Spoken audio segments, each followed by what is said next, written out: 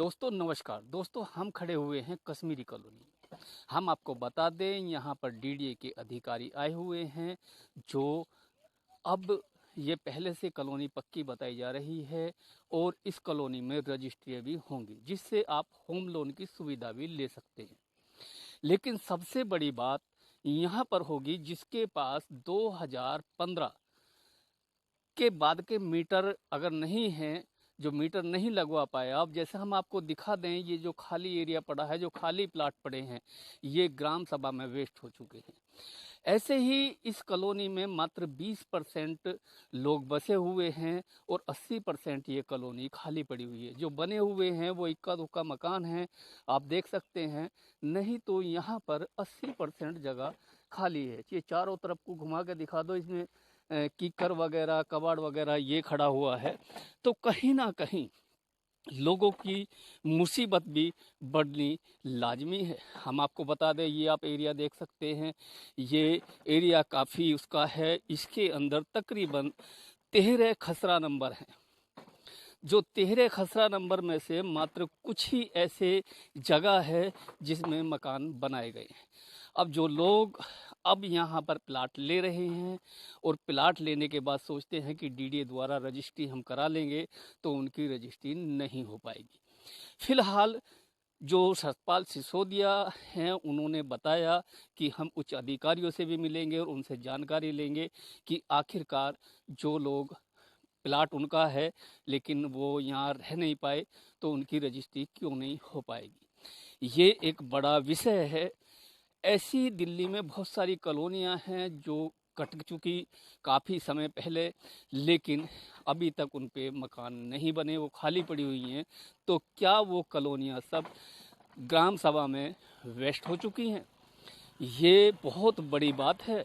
और दिल्ली में जो डीडीए अपना कार्यक्रम चला रहा है और लोगों को समझा भी रहा है कि हम पक्की रजिस्ट्री करके देंगे, चाहे 25 गज, 50 गज, 100 गज या 200 गज, 500 गज हो, हम रजिस्ट्री करके देंगे। लेकिन शर्तें जो हैं वो यही है कि 2015 लास्ट जनवरी का उन पे बिल होना बिजली का अनिवार्य है कि आपने ये प्रॉपर्टी जब खरीदी, जब से आप इसमें रह रहे हैं।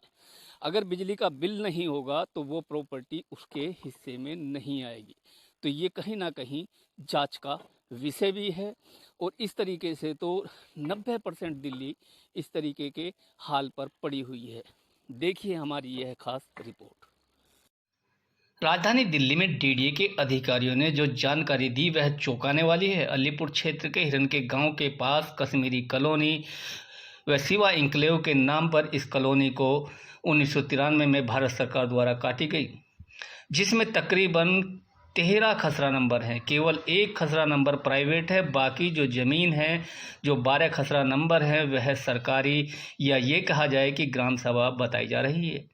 ऐसा हम नहीं कह रहे, ऐसा जो डीडीए के अधिकारी वह कह रहे हैं। उनका कहना है कि रजिस्ट्री दिल्ली में लागू कर दी गई है, चाहे 25 गज, 50 गज, 100 गज, 200 गज, 500 गज की रजिस्ट्री डीडीए से करा सकते हैं।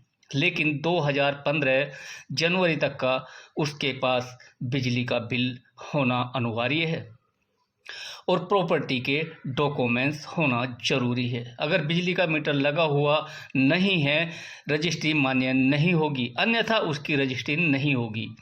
जो फिलहाल वहां पर मकान बना रहे हैं और किसी भी कॉलोनी में या प्लाट खरीद रहे हैं, यह उनका अधिकारियों का जो कहना है वह जनता को बता रहे हैं कि अब इसमें सब कुछ बड़ी बात निकल कर यह आ रही है कि जब डीडीए चुप बता रहे हैं कि इसका सलूशन कैसे निकलेगा। दिल्ली में इस तरह की तकरीबन लाखों कॉलोनियां काटी हुई हैं जो 2015 से पहले बसी हुई हैं, लेकिन उनमें किसी में 10%, किसी 20% की आबादी है बस पाई है।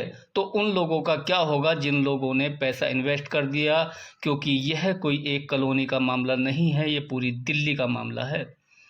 सबसे बड़ी बात यह होगी। मैं सत्यपाल सिंह सिसोदिया, कश्मीरी कॉलोनी RW अध्यक्ष। सतपाल जी, जो आज में डीडीए की मीटिंग आपने बुलाई लोगों को जानकारी और समझाने के लिए, उसके विषय में क्या लोग समझ पाएंगे या नहीं? देखिए, मैं जहाँ तक समझ रहा हूँ कि भी ये समझाने के लिए लेकिन आए हैं। इसमें हमारी कॉलोनी के अंदर तो 20% मकान भी नहीं बने हुए। उससे पहले के जो प्रूफ मांगते हैं उसके तहत तो जो बाकी खाली प्लाट हैं या जिसके मकान 2015 के बाद में बने हैं, मुझे लगता नहीं कि भी इस स्कीम का लाभ मिल सकेगा उन लोगों को, क्योंकि उसके लिए प्रूफ चाहिए उन्हें। 2015 से पहले का किसी के पास होगा नहीं। जिसने प्लाट ले लिया वो आज मकान बना रहा है, तो उसके तहत तो उसकी तो रजिस्ट्री होगी ही नहीं। इसका मतलब तो यही हो गया कुल मिला करके। तो मुझे नहीं लगता है, हम लोगों ने इनसे डिमांड की है और इनसे हम ये भी कह रहे हैं कि भी हम लोग कहीं अगर इसके बड़ा ऑफिस अधिकारी है या मंत्रालय में भी जाना पड़े तो हम लोग इस बात को लेकर के वहाँ पे अपनी बात रखें, जिससे कि इस मामले को हल किया जाए। तो अभी इनसे पूछ करके उस वहाँ तक भी पहुँचेंगे हम लोग, ताकि लोगों को इसका फायदा मिल सके।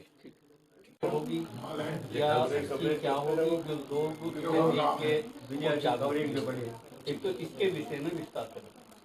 देखिए, ऐसा है कि 29/10/2019 को एक नोटिफिकेशन आया जिसके तहत लोगों को उनके क्षेत्र पर जो अनऑथराइज तरीके से रह रहे थे मालिकाना हक देने की प्रधानमंत्री मोदी जी ने एक योजना निकाली।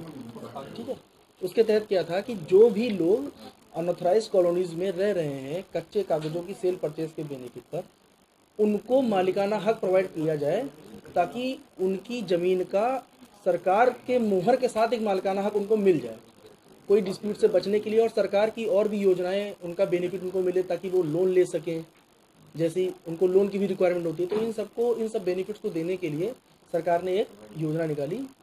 उसके तहत दिल्ली में टोटल 1731 अनऑथराइज कॉलोनीज का चयन हुआ, जिसमें रहने वाले लोगों को उनका मालिकाना हक दिया जाए। इसके तहत कुछ सरकारी डॉक्यूमेंट्स हैं जो रिक्वायर्ड होते हैं गजट के थ्रू, जैसे कि GPA, ATS, पोजीशन और पेमेंट रसीद। ये चीज़ें अगर उनके पास है, और भी जो थोड़े बहुत मैंडेटरी डॉक्यूमेंट है, जैसे कि अगर सरकारी भूमि है तो कंस्ट्रक्शन प्रूफ हो, बिजली का बिल हो, ऐसी चीज़ों को देकर वो अपनी ज़मीन पर मालिकाना हक सरकार से प्राप्त कर सकते हैं PM उदय स्कीम के लिए। अब जैसे यही कॉलोनी है कश्मीरी कॉलोनी, इसको अगर हम देखें तो इसमें तकरीबन 70% खाली है और 30% में मतलब बने 20%।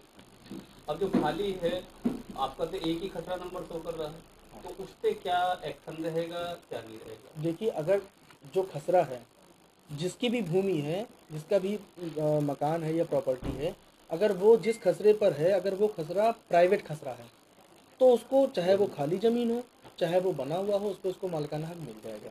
लेकिन अगर किसी खसरे का स्टेटस, किसी खसरे का स्थिति ऐसी है कि जो सरकारी ज़मीन पे पाया जा रहा है, उसमें नियम में थोड़े बदलाव हैं, उस पर मालिकाना हक बने हुए रिहायशी एरिया पर ही मिलेगा, और वो भी सेल परचेज 29/10/2019 के पहले का होना चाहिए।